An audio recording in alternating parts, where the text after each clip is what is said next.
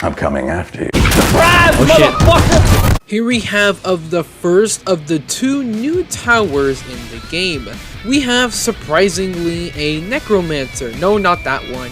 This guy instead. Hey girl, what's up? The Necromancer is a limited, newly released unit that can only be unlocked by reaching level 50 with 1800 gems as a purchase. Bullshit. Instead of them being in the hardcore section, they are in the exclusive section, probably until this event ends, I don't know.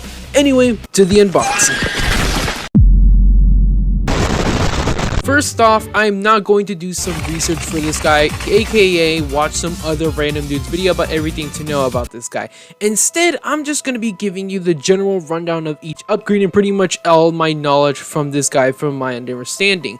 Just like the enemy Necromancer, our dude will spawn tombstones in this orange area. However, the orange area needs to actually be in contact with the path. If you just spawn the Necromancer without the orange circle field not hitting any part of the paths, then he won't spawn any headstones, so pretty much just a bad TPS troop there. Once finding a good enough spot with a decent amount of the path in his area, the Necromancer will spawn tombstones when dealing damage, and similarly like the engineer, when the orange progress bar reaches its max. What's cool is that you have the ability to spawn these skeletons at will whenever, as long as there's tombstones on the path, by just activating the ability button you have set.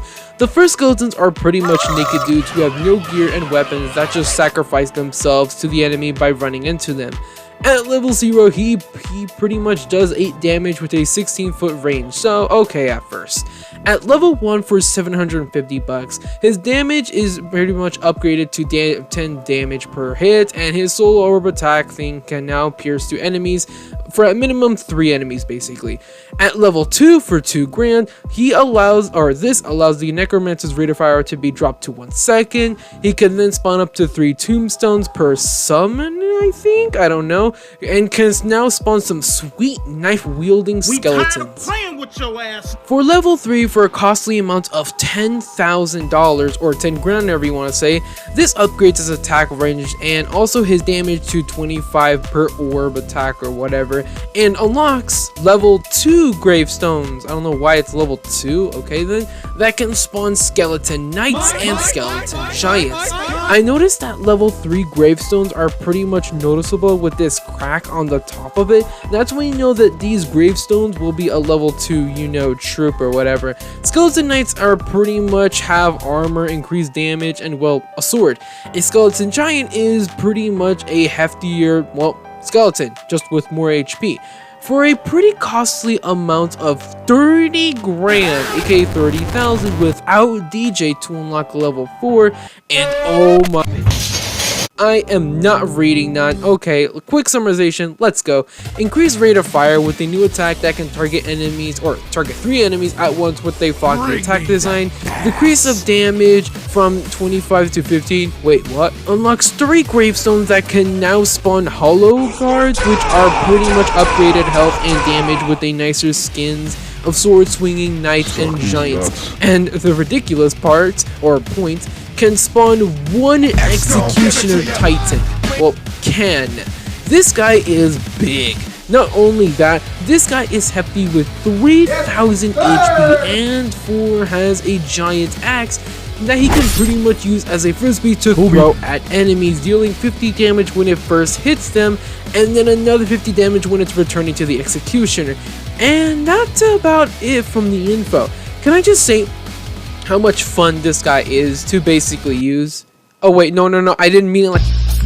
When these hollow guards get summoned from the lightning strikes from the sky, not gonna lie, it kind of feels like they're making a pretty good entrance. It just makes these guys feel like such a huge part of your defenses when they're swinging and on their way towards the enemy. Now to my suggestions to make this guy better.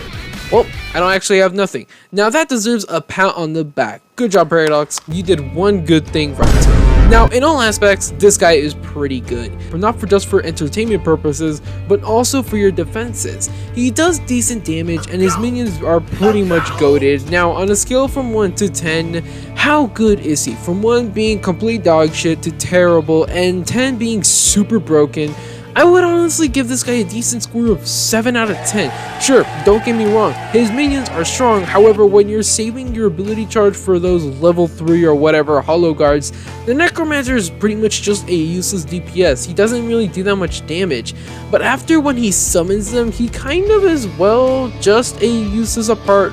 He's just as useless, apart from his minions who do all the work, really.